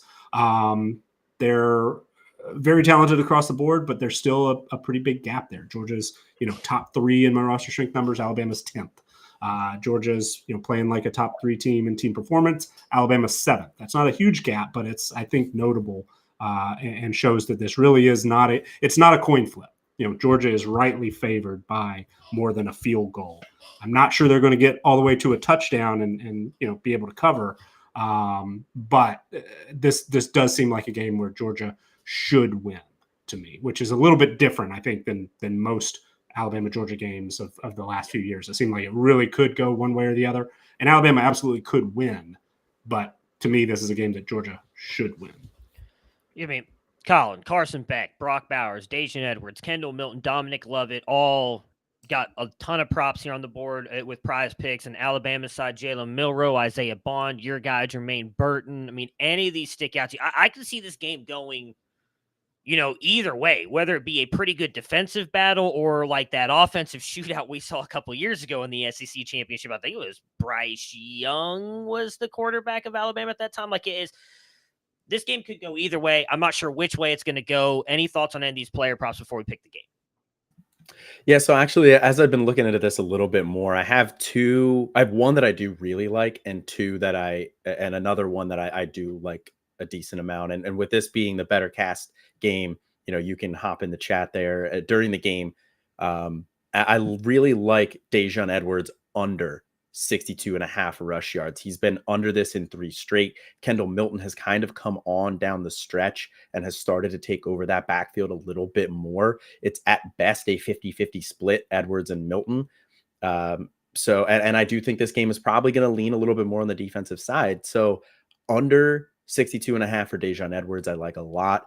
Kendall Milton then over 55.5. I like. He's been over this in 4 of his last 5. Again, Alabama, pretty good rush defense. I think this is going to be a difficult matchup overall, but I like Milton more than I like Edwards. So Milton over 55.5 and Edwards under 62.5 rush yards. Alfred, bring it home. Thoughts on the SEC My turn. All right. So I just, I'm going to double down. I like Alabama, and I'll say this. I think, just thinking of this in terms of value, and I respect everything that Nick says, his numbers, and I used to be a very much numbers person, very, very much that way. I've kind of morphed into a little bit more of a vibes better, for better or worse, and I have success. I mean, but I think the value is on a Bama money line here. If you're going to do it, get that plus money. I'm not sure I care about points here. I care about who's going to win the game. And I think the value is on Bama. I will say Georgia's probably the better team overall, but at some point they cannot win 3 years worth of games. Like they've got to have a bad day. They've got to get a loss in here somehow. Unprecedented to win 3 straight natties, basically 3 years of undefeated. I think they may have lost 1 game in 2021, maybe. But it's just at some point that dam's going to break. I mean, they just cannot keep winning games forever and ever and ever. Insert Jesse Pinkman. They can't keep getting away with this.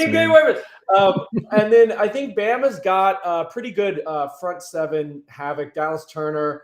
I don't have numbers on Carson Beck under pressure, but I think it would be something if Bama can get him out of his comfort zone. Although maybe he just dumps off to Bowers, but I just look at this Georgia offense and I know they're putting up numbers. I know they're efficient, but there's not a player on the Georgia offense other than Bowers that I'm scared of this guy. But they keep doing it and they keep winning. There's way more players on Bama that are individual studs and can win individual matchups that I think on Georgia. But I think I would go with the Bama side, and I would go with Milroe, maybe total fantasy points over, because he can give you 3 rushing touchdowns that'll just break the line there. And then I think we talked earlier about Burton, maybe over on Burton as well. So Kendall Milton, I would go under on everything. I think he's just not very good. Yeah, I think Colin, you took the over on Milton, right? Yeah, I would lean over 55.5. Yeah, he's been over that in 4 of his last 5. I'm with you. They seem to be leaning a little bit heavier on him. Outside of that, I don't love any of the other Georgia player pops. The only other one I'm going with, Alfred just mentioned, I'm taking the over on the 21.5 for Jalen Milroe. I know it sounds like a lot, but he's the playmaker in this game. He could put 3 rushing touchdowns up, and I wouldn't be shocked at all. And passing touchdowns. I mean, look, they're not here. Well, they're still here, but they're not having a chance to make the playoffs without that play last week to Isaiah Bond in the corner of the end zone against Auburn. Granted, Auburn shouldn't have let that happen, but Milroe also helped make that happen. This Georgia defense, while good, is not the defense we've seen over the past 2 years that won them, in my opinion, national championships. I know Stetson Bennett was good, but I think Jalen Milroe can make a lot happen in this game. I do kind of agree with some things Alfred said. Don't get me wrong, I'm not just saying this to blow smoke. I think, Nick, you are one of the smartest people in this space, and you have Georgia. Everybody has Georgia favored for a reason. But you mentioned something earlier when you were talking about Georgia hasn't really been that impressive, and they haven't played anybody to this caliber of talent this year in Alabama. To play your toughest competition in an SEC championship game, I think is a big deal. Alabama's had to play a bunch of tough games. They've been resilient. They found ways to win. I think Alabama and Jalen Milroe are going to find a way to punch Georgia in the mouth, and I don't know that they're going to be able to recover from it. I'm taking Alabama in the points, and I'm with Alfred. I'm actually taking Alabama money line. I think Alabama wins. I don't know if they're going to win by a touchdown, 1.3 points. I'm here for chaos. Georgia's out. You're not winning 3 in a row. Get out of here. Alabama's going to win the game. I hate that I'm saying this, but roll Tide. That's right, JJ. Roll Tide, although you need to get out of here for the Texas comment. You're a Baylor fan. You're biased. Alabama's going to win the game. Nick, who you picking? If you give me more than a field goal, I'll take Alabama to cover. But stand by what I said. I do feel like this is a game that Georgia should win. Yeah, I think the line being where it is, I would take Bama to cover, but I think Georgia's going to win this game. This Carson Beck Heisman moment in this one.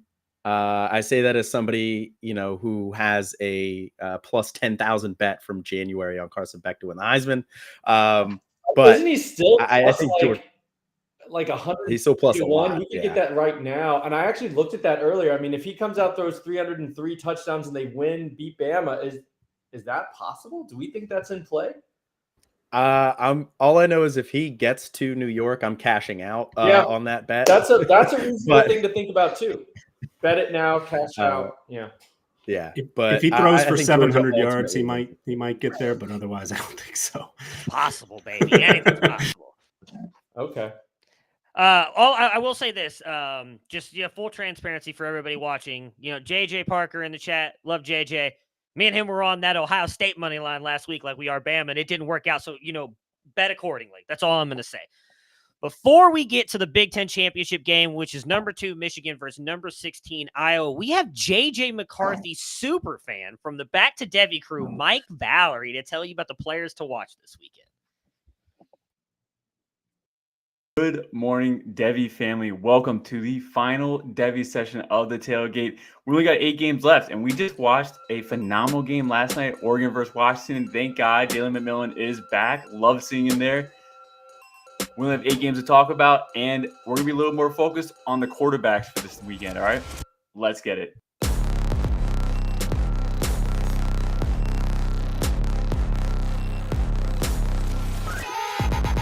All right, let's start off with the very first game here. We have Texas versus Oklahoma State.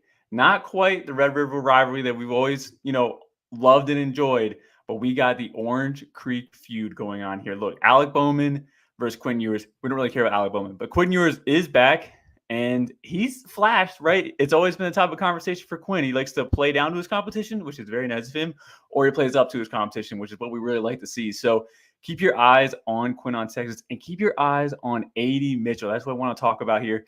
700 yards receiving on the year so far, 9 touchdowns. He's had like 2 big games, but he's really kind of been a little more consistent down the stretch here. But it's about time for another blow-up game. If he wants to go to the NFL draft and not be labeled a guy that's just for tools and that he's raw, which is going to hurt his price tag somewhat for the NFL draft, like he's got to put it together. And this is he's coming down to his days to prove it. But on the other side of the field, though, Oklahoma State running back Ollie Gordon II, he's been kind of slowing down these last couple of weeks. No one's really talking about it, but he's been slowing down. I mean, he's yards per carry the last 4 weeks, 4.9 yards per carry against BYU, 6.6 against Houston. That's great. 2.1 versus UCF and 4.2 against Oklahoma. He's just been slowing down. His longest runs, 62 yards, 35 yards. The efficiency is just not there. Me and Corey did a film session on our podcast. He looks like a guy that needs to be schemed open. He doesn't really do well when he's just stuck in the pocket. Can't really drive a pile, struggles with vision, can't create on his own. And Texas has a very good D-line. So this is going to be a really good test for Ollie Gordon to prove me wrong and actually take that another step forward, because it's a little bit kind of weird saying a running back needs to be schemed open to make plays, but that's what it looks like to me. So let's watch Texas defensive line, see if they can contain Ollie Gordon, and let's see Ollie Gordon do some damage down the middle. Heading over to actually a G5 competition here, Boise versus UNLV.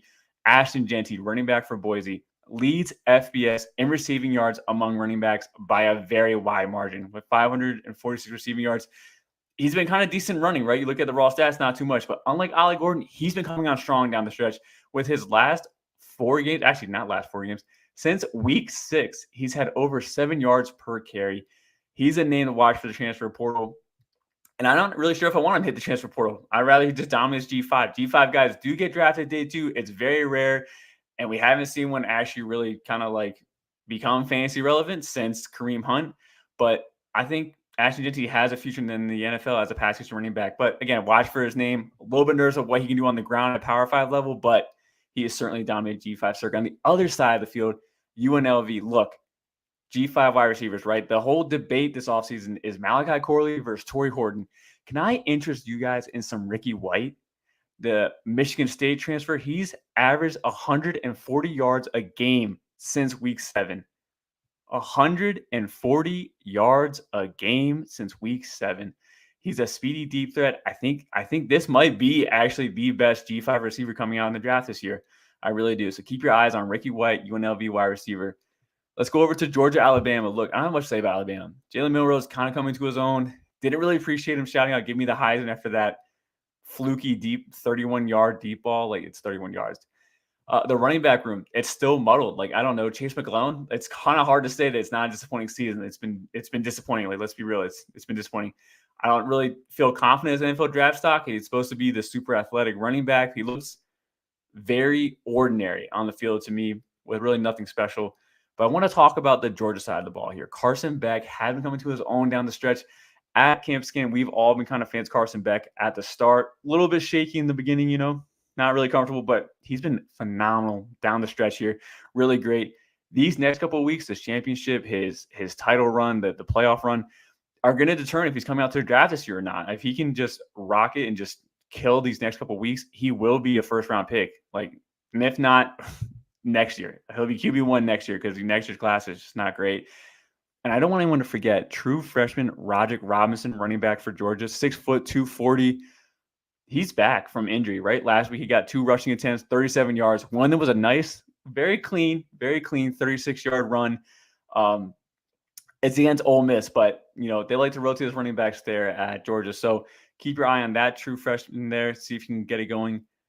Heading over to SMU-Tulane. Look, the old saying, sticks and stones may break my bones, but words will never hurt me, is very true to this day because Navy physically broke Preston Stone's legs. So Preston Stone, I really looked forward to talking about you today, but I'll be looking for you next year, okay? So get healthy. Going over to Tulane, Michael Pratt. Look, Michael Pratt's not putting up the numbers we want to see, but he is throwing up those NFL throws, those nice ball placements with velocity, with touch, with anticipation. He's exhibiting some nice NFL throws, and he's already accepted his invite to the Senior Bowl. So we will be seeing him in the draft, and we will be seeing him at the Senior Bowl. Stay forward. Watch Michael Pratt against Tulane. And there's also rumors that Tulane's head coach is heading over to Houston. So kind of exciting for Houston as well. Our last game I want to talk about here, Michigan versus Iowa. There's nothing to talk about Iowa. All their tight ends are broken. The offense, I think the over-under is like 6.5 points, I think. So anyway, nothing to talk about on the Iowa side. But J.J. McCarthy. J.J. McMethy. No, not McMethy. Let's not do that. But anyway, J.J. McCarthy, right? These last 3 games, he's thrown for a total of 349 yards. 349 yards last 3 games.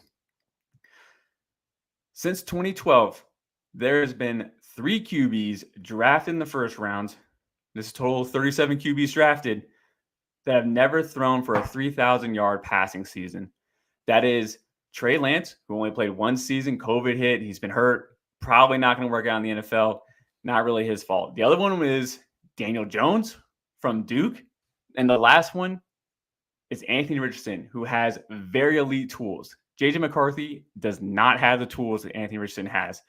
He needs to step it up. I mean, if you want to be a first-round QB, you have to show us you're a first-round QB. You can't just be like, well, he's not making mistakes. Like, that's great. That makes him not a UDFA. He can do better than that, but we need to see why he's a first-round QB. J.J. McCarthy, you are running out of opportunities, and Iowa's defense is the perfect time to let us know what you can do.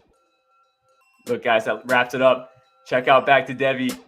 Mike Valley, we're out. This is it.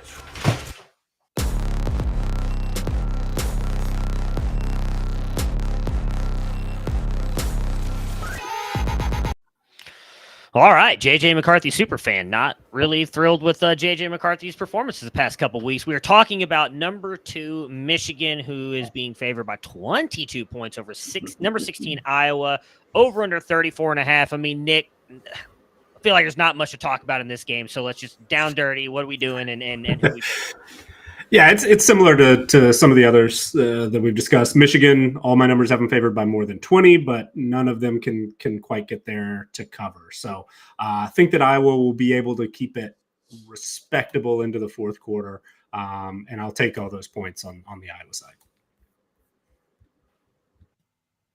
Colin? Will Howard? Sorry, Will Howard?